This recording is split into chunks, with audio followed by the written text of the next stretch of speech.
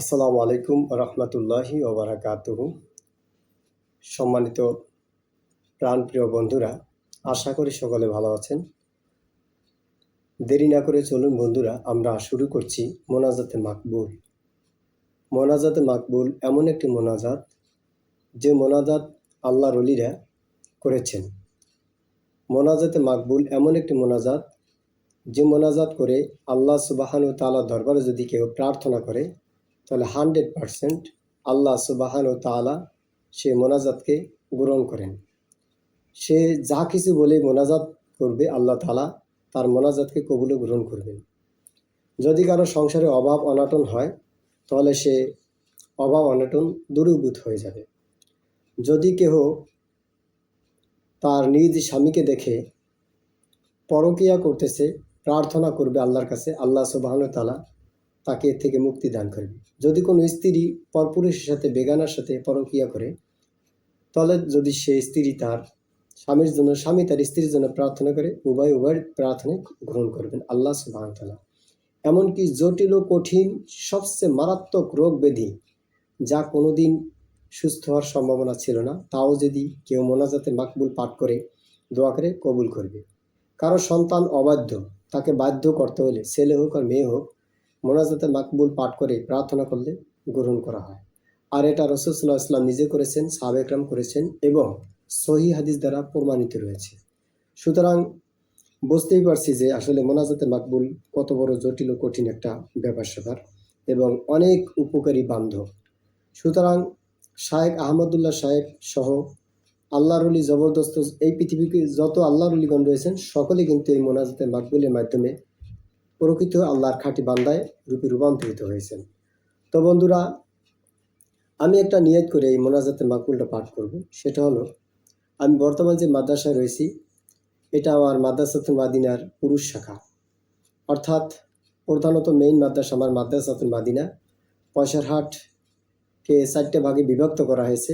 একটা হলো পূর্ব পয়সা, দক্ষিণ পাড়, পূর্ব পয়সা, উত্তর পাড়, পশ্চিম পয়সা, দক্ষিণ পাড়, পশ্চিম পয়সা, উত্তর পাড়। তো আমরা পয়সারহাট পূর্ব পাড়, এপার আর ওপার, অর্থাৎ দক্ষিণ পাড়, পয়সারহাট দক্ষিণ পাড় আমাদের মাদ্রাসাতুল মাদিনা, এবং পয়সারহাট উত্তর পাড় মাদ্রাসাতুল মাদিনার পুরুষ শাখা। মহিলা শাখা হলো বাড়ির ভিতরে। তো উভয় প্রতিষ্ঠানকে একত্রিত করে, সমন্বয় করে, যেন আল্লাহ সুবহানাহু ওয়া তাআলা চরমনায় সারসিনায় সিলসিলা হক তরিকা, এক কথায় চরমনায় সারসিনা বললাম এই জন্য যে আমার দৃষ্টিকোণ থেকে দুইজন পীরকে আমি অনেক ভালোবাসি, মহব্বত করি। বাকি যারা হক পথে আছেন, সমস্ত পীরদেরকে আমি সমান শ্রদ্ধা করি। কিন্তু একটা বিষয় হলো যে পীর মুরিদি আমি একদম পছন্দ করি না কোনোভাবে, কিন্তু তাদের আমল আখলাক এটা আমি সবচেয়ে ভালো পছন্দ করি। কেননা আমার কাছে ব্যক্তিত্ব হিসাবে আমি কোনো পীরের মুরিদ নয়, চরমনায় মুরিদ নয়, সারসিনায় মুরিদ না, কোথারও কোনো মুরিদ নয়। তবে কিছু কিছু হক যারা আছে তাদেরকে আমি ভালোবাসি, অন্তরের স্থল থেকে মহব্বত করে ভালোবাসি। বিশেষ করে চরমনায় সারসিনা, সারসিনা চরমনায়, এরকম আল্লাহর ওলি যারা আছে, ফুরপুরা দরবার শরীফ, অন্য অন্য যা আছে, যাদের আমল আখলাক ভালো, তাদেরকে আমি পছন্দ করি। সুতরাং তাদেরকে আমি ফলো করে চলি, এবং ভিতরে যতটুকু ইলম কালাম আল্লাহ সুবহানাহু ওয়া তাআলা আমাকে দিয়েছেন, সেই ইলম কালাম মোতাবেক আমি চলার চেষ্টা করি।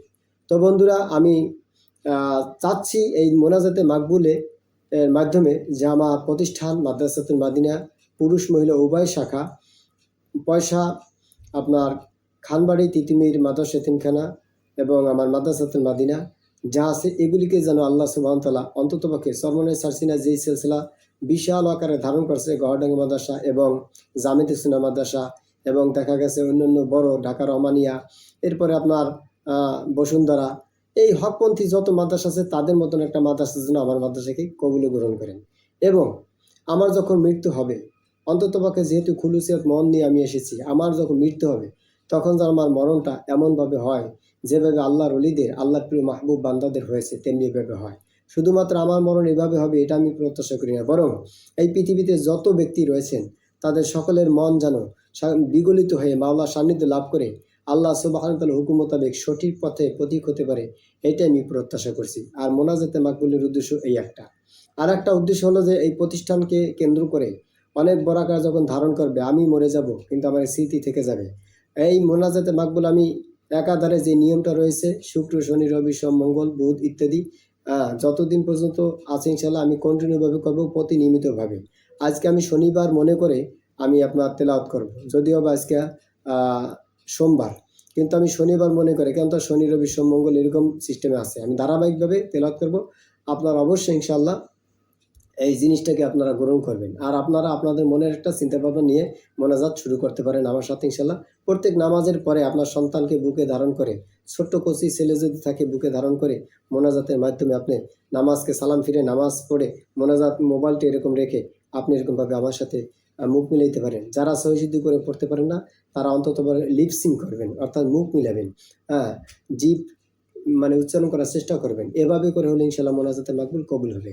তো যেই এই প্রথমত আশা এটা, দ্বিতীয়ত আমি যখন চলে যাব তখন আপনার স্মৃতি যেহেতু রেখে যাব, কবরস্থানে যেন আমার সোয়াল হয়, এমন কবরস্থান হয় যে মাদ্রাসাতুল মাদিনার যে হিফজ বিভাগ থাকবে, অথবা এই যে আপনার পুরুষ শাখা, পয়সা দেখা গেছে আপনার মাদ্রাসা যেটা রয়েছে পূর্ব পয়সা খানবাড়ি তিতুমির মাদ্রাসা এতিমখানা, এখানেও যদি আল্লাহ আমাকে কবুল করে মরে যায়, তাহলে আপনারা ভিডিওটি ধারণ করে তাদেরকে শোনাবেন ইনশাল্লাহ যে সে এরকমভাবে একটা ওসিয়ত করে গেছে, আশা পূর্ণ যেন হয়, আমাকে যেন হেফজখানার পাশে মাটি দেওয়া হয়, এটা আমার দাবি। বাকি যদি আমাকে নাও দেওয়া হয়, তাহলেও আমি ইনশাল্লাহ মনে করবো আমি হেফজখানার পাশে শুয়ে আছি। কেননা কবর বড় ভয়ঙ্কর, এই নিয়ত করে আমি প্রত্যেকটা মাদ্রাসা কবরের ভিতর পদ্মফুল ফুটিয়ে ফুটিয়ে আমি অনেক প্রতিষ্ঠান প্রতিষ্ঠিত করে তারপরে আমার নিজের এলাকায় আসছি। আমার এলাকার কিছু কিছু মানুষ আমাকে না চিনতে পারে, না বুঝতে পারে, তাতে আমার কিছু আসবে যাবে না। আমার মালিক যদি আমাকে ভালোবাসেন, এটাই আমার প্রকৃতপক্ষে ভালোবাসা, এটাই আমার প্রকৃতপক্ষে মোহাব্বত। তো বন্ধুরা, আমার এই মনের আশাগুলি পূর্ণ করার জন্য আমি মোনাজাতে মাকবুল পাঠ করতেছি যে আল্লাহ তাআলা যেন কবরস্থানটা সার্বজনীন একটা কবরস্থান হয়, এপার আর ওপার মিলে, ওই পূর্ব পাশে এপার আর ওপার মিলে সার্বজনীন একটা কবরস্থান হয়, যে কবরস্থান হেফজখানার পাশে হবে, আমরা সবাই কবরস্থানে শুয়ে থাকবো এবং হুজুর হেফজ বিভাগের হাফেজ সাহেব উনি তেলাওয়াত করবেন, ছাত্র তেলাওয়াত করবে ওস্তাদ শুনবে, ওস্তাদ তেলাওয়াত করবে ছাত্র শুনবে, আর আমরা কবরের ভিতরে বসে বসে শ্রবণ করবো, আমাদের কোনোদিন কবর আজাব হবে না, এই প্রত্যাশা আমি করছি। এলে একটা আশা, আর একটা যে মাদ্রাসা যেন 20 এলাকায় ধারণ করে, দুইটা এপার ওপার সমানের জন্য এই প্রতিষ্ঠান আল্লাহ তাআলা কবুল করেন। কারণ স্পেস অনেক রয়েছে, অনেক বহুত স্পেস রয়েছে। খানবাড়ি পূর্ব পয়সা খানবাড়ি তিতুমির মাদ্রাসার সাইডে তারা মাদ্রাসার জন্য ওয়াকফ করেছেন, অনেক বড় জায়গা স্পেস রয়েছে, অলরেডি এখানে সুন্দরভাবে সাজানো গোছানো পরিবেশে আছে। তো যাই হোক, আমি আর কথা বাড়াবো না, দীর্ঘায়িত করবো না। খানবাড়ি তিতুমির মাদ্রাসার এতিমখানার দায়িত্ব হিসেবে আল্লাহ পাক আমাকে গ্রহণ করেছেন। এটা শুকরিয়া স্বরূপ আমি বলছি আলহামদুলিল্লাহ। আমি যেন প্রত্যেকটা ছাত্র আমানত ঠিক রাখতে পারি এই প্রত্যাশা করি। তো বন্ধুরা, আর দেরি না করে চলুন শুরু করছি মোনাজাতে মাকবুল। আজকে যেভাবে ভূমিকা টানলাম এভাবে ভূমিকা প্রতিদিন টানবো না, শুরু করে দেবো। ধর্মার স্যার এটা কথা আছে না, সাথে সাথে মোনাজাতের শুরু করবেন ইনশাল্লাহ। আজকে প্রথম যেহেতু এই জন্য একটু ভূমিকা পালন করলাম, আপনারা ইনশাল্লাহ কথাগুলো মুখস্থ রাখবেন ইনশাআল্লাহ। তাহলে বন্ধুরা চলুন আমরা শুরু করছি মোনাজাতে মাকবুল। আউযু বিল্লাহি মিনাশ শাইতানির রাজীম। আউযু বিল্লাহি মিনাশ শাইতানির রাজীম।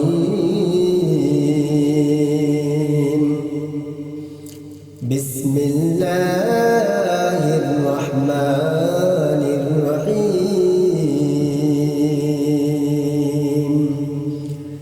রব্বানা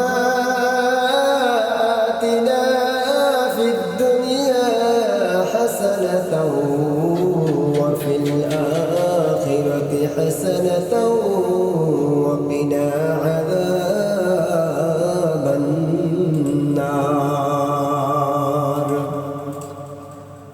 রব্বানা আফরিদ আলাইনা সাবরাও ওয়া সাব্বিত আকদামানা ওয়ানসুরনা আলাল কওমিল কাফিরিন।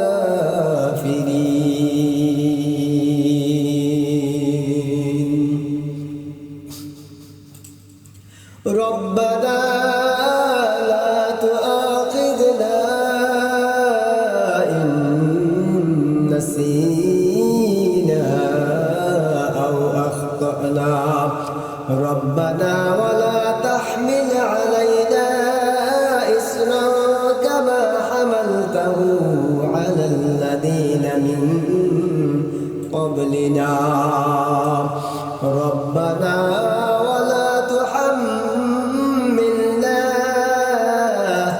ما لا طاقة لنا به واعف عنا واغفر لنا وارحمنا أنت مولانا فانصرنا على القوم الكافرين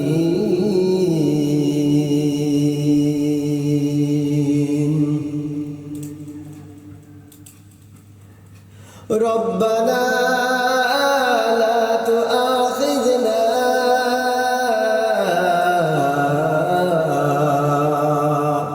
ربنا لا تزغ قلوبنا بعد إذ هديتنا وهب لنا من لدنك رحمة إنك أنت الوهاب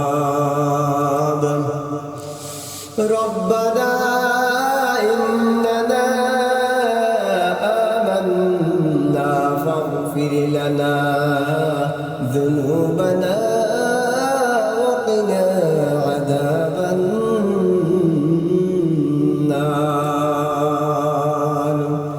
ربنا ما خلقت هذا باطلا سبحانك فقنا عذاب النار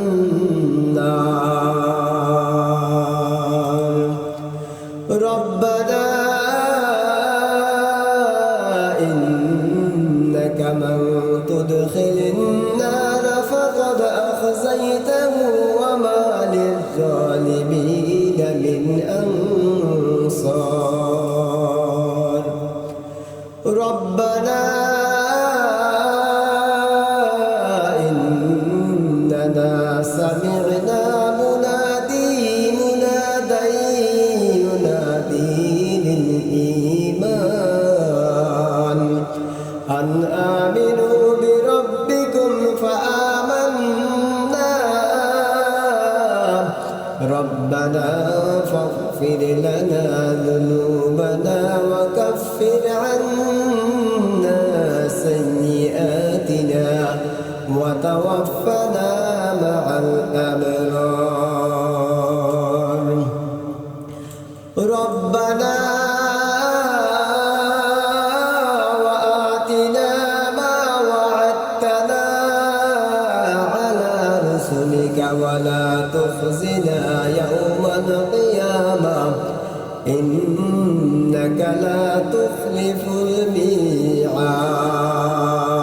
الميعاد ربنا ظلمنا أنفسنا وإن لم تغفر لنا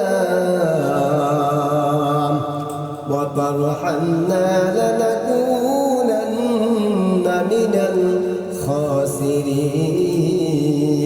الخاسرين ربنا أفرغ علينا صبرا وتوفنا مسلمين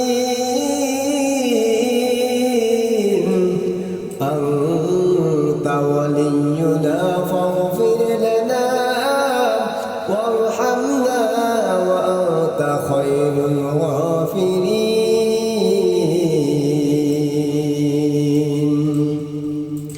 ربنا لا تجعلنا فتنة لقوم الظالمين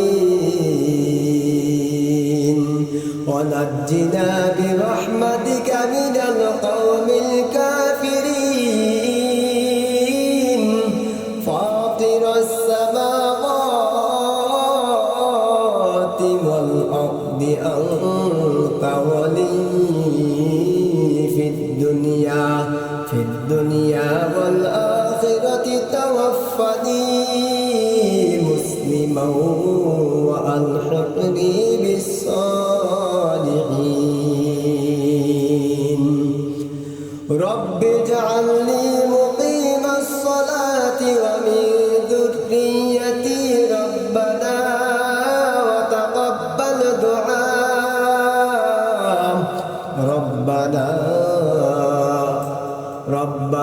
واغفر لي ولوالدي وللمؤمنين يوم يقوم الحساب رب ارحمهما كما ربياني صغيرا وقل رب ارحمهما كما ربياني صغيرا رب أدخلني مدخل صدق وأخرجني مخرج صدق واجعلني من لدنك سلطانا نصيرا ربنا آتنا من لدنك رحمة وهيئ لنا من أمرنا رشدا رب اشرح لي صدري ويسر لي أمري واحلل عقدة من لساني يفقه وبك نستعين يا مستعان رب زدني علما أني مسني الضر وأنت أرحم الراحمين رب لا تذرني فردا وأنت خير الوارثين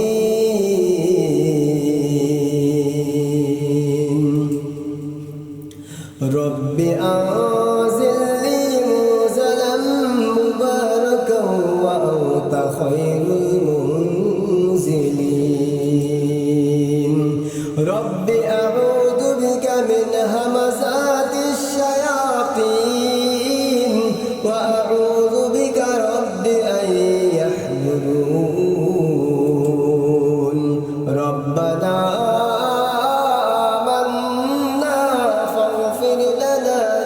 وارحمنا وأنت خير الراحمين ربنا اصرف عنا عذاب جهنم إن عذابها كان غراما ربنا هب لنا من أزواجنا وذرياتنا قرة أعين واجعلنا للمتقين إماما رب أوزعني أن أشكر نعمتك التي أنعمت علي وعلى والدي وأن أعمل صالحا ترضاه وأدخلني برحمتك في عبادك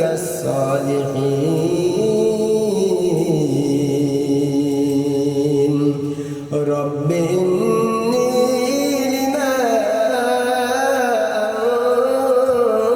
أنزلت إلي من خير فقير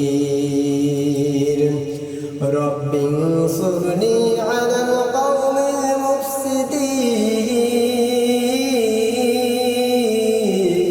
المفسدين ربنا وسعت كل شيء رحمة وعلما فاغفر للذين تابوا واتبعوا سبيلك وقهم عذاب الجحيم ربنا وأدخلهم جنات عدن التي وعدتهم ومن صلح من آبائهم وأزواجهم وذرياتهم إنك أنت العزيز الحكيم وقهم السيئات ومن تق السيئات يومئذ فقد رحمته وذلك هو الغفور والفوز العظيم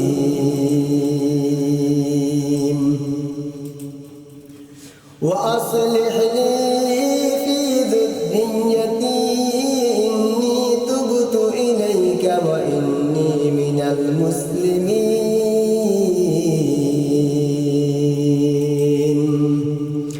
أني مغلوب فانتصر ربنا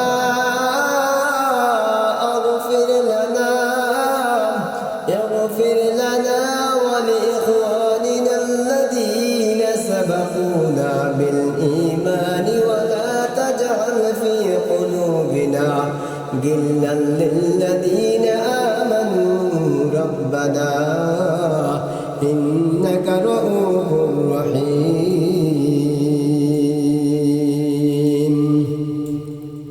ربنا عليك توكلنا وإليك أنبنا وإليك المصير ربنا لا تجعلنا فتنة للذين كفروا واغفر لنا ربنا إنك أنت العزيز الحكيم ربنا أتمم لنا نورنا واغفر لنا إنك على كل شيء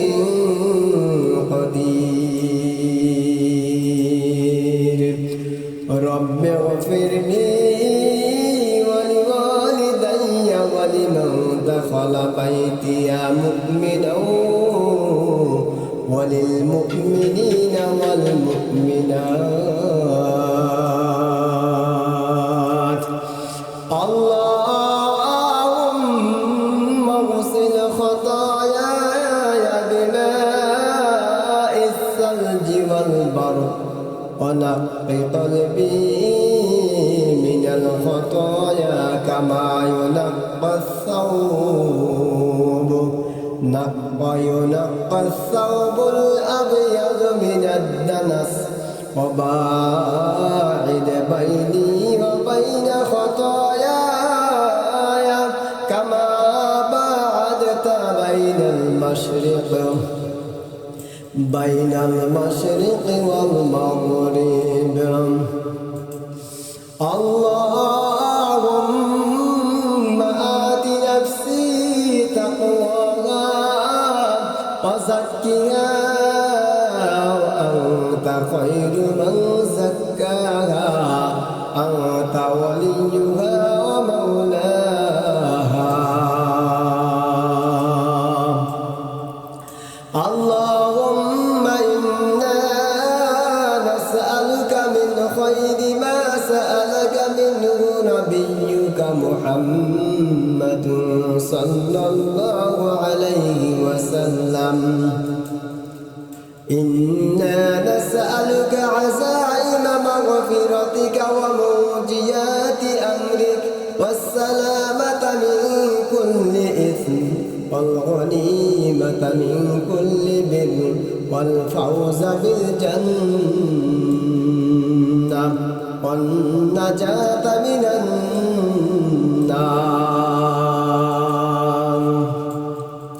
أسألك علما نافعا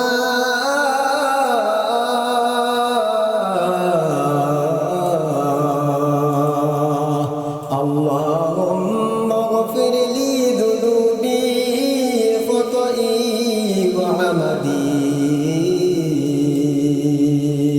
اللهم اغفر لي خطيئتي وجهلي وإسرافي في أمري وما أنت أعلم به مني اللهم اغفر لي جدي وهزلي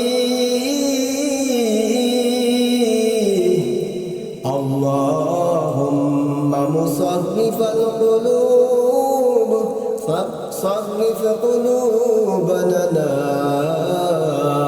صرف قلوبنا على طاعتك اللهم مصرف القلوب صرف قلوبنا على طاعتك اللهم اهدني وسددني اللهم إني أسألك الهدى والتقى والعفاف والغنى اللهم أصلح لي ديني الذي هو عصمة أمري وأصلح لي دنياي التي فيها معاشي وأصلح لي آخرتي التي فيها معادي واجعل الحياة الدنيا حياة زيادة لي في كل خير واجعل الموت راحة لي من كل شر اللهم اغفر لي وارحمني واهدني وارزقني اللهم إني أعوذ بك من العجز والكسل والجبن والهرم والمغرم والمأثم ومن عذاب النار وفتنة القبر وعذاب القبر وشر فتنة الغنى وشر فتنة الفقر ومن شر فتنة المسيح الدجال ومن فتنة المحيا والممات والقسوة والغفلة والعيلة والذلة والمسكنة والفقر والكفر والفسوق والشقاق والسمعة والرياء ومن الصمم والبقم والجنون والجذام وسيء الأسقام وضلع الدين ومن الهم والحزن والبخل وغلبة الرجال ومن أن أرد إلى أرذل أمر وفتنة الدنيا ومن علم لا ينفع والجنون والجذام وسيء الأسقام وضلع الدين ومن الهم والحزن والبخل وغلبة الرجال ومن أن أرد إلى أرذل العمر وفتنة الدنيا ومن علم لا ينفع ومن نفس لا تشبع ومن قلب لا يخشع ومن دعوة لا يستجاب لها يا الله আমি আপনার আশ্রয় নিচ্ছি রে মালিক অক্ষমতা ও আলস্য থেকে ভীরুতা ও অতি বার্ধক্য থেকে এবং ঋণ ও পাপ থেকে আশ্রয় নিচ্ছি দুজকের আযাব ও দুজকের ফিতনা থেকে আশ্রয় নিচ্ছি কবরের ফিতনা ও কবরের আযাব থেকে রে মালিক আশ্রয় নিচ্ছি সম্পদের কুফল ও সম্পদহীনতার অনিষ্ট থেকে আশ্রয় নিচ্ছি দাজ্জালের অনিষ্ট থেকে ও জীবন ও মৃত্যুর পরীক্ষা থেকে আশ্রয় নিচ্ছি অন্তরের কাঠিন্য ও উদাসীনতা থেকে আল্লাহ নিঃস্বতা ও অপদস্থতা ও মুখাপেক্ষিতা থেকে রে মালিক কুফুরি থেকেও আশ্রয় নিচ্ছি রে মালিক কুফুরি ফাঁসিকি ও জেদাজেদি থেকে আর লোক দেখানো লোক শোনানো যত প্রবণতা থেকে আশ্রয় নিচ্ছি বধিরতা ও মুক্তা থেকে মস্তিষ্ক বিকলন, কুষ্ঠ, খারাপ রোগ ব্যাধি ও ঋণের বোঝা থেকে আশ্রয় নিচ্ছি রে মালিক। দুঃখ দুশ্চিন্তা থেকে, কৃপণতা ও লোকের কর্তৃত্ব পরায়ণতা থেকে আশ্রয় নিচ্ছি অতি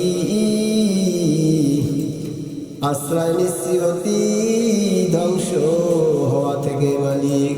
আল্লাহুম্মা আমিন ইয়া রাব্বাল আলামিন। দর্শকবৃন্দ, এটাই ছিল মোনাজাতে মাহফিলের প্রথম খণ্ড। আশা করি ইনশাআল্লাহ আপনারা সকলে শ্রবণ করেছেন। যদি কোনো প্রকারের ভুল ত্রুটি বেয়াদবি হয় তাহলে অবশ্যই ক্ষমা সুন্দর দৃষ্টিতে দেখবেন। মাফ করার মালিক তো আল্লাহ, তাই না? সবাই ভালো থাকবেন ইনশাআল্লাহ, এই প্রত্যাশা করছি। আর অবশ্যই আল্লাহ সুবহানাহু ওয়া তাআলার হুকুম মোতাবেক যেন আপনি আমি চলতে পারি, সেটাই আল্লাহর কাছে ফরিয়াদ করতে হবে সবসময়ের জন্য। আল্লাহ তাআলা যেন আমাদের সবাইকে উক্ত কথাগুলির প্রতি আমল করার তৌফিক দান করেন। আর পরিশেষ যদি কখনো শুনেন আমি অদম চলে গেছি দুনিয়া ছেড়ে, তাহলে অন্ততপক্ষে নেক হায়াত যেন নিয়ে যেতে পারি। যখন চলে যাবো শুনবেন, তখন অবশ্যই ইনশাআল্লাহ চেষ্টা করবেন জানাজা আসার জন্য। বাকি যদি না আসতে পারেন তাহলে দূর থেকে অন্তত কখন দোয়া করবেন। আসসালামু আলাইকুম ওয়া রাহমাতুল্লাহি ওয়া বারাকাতুহু।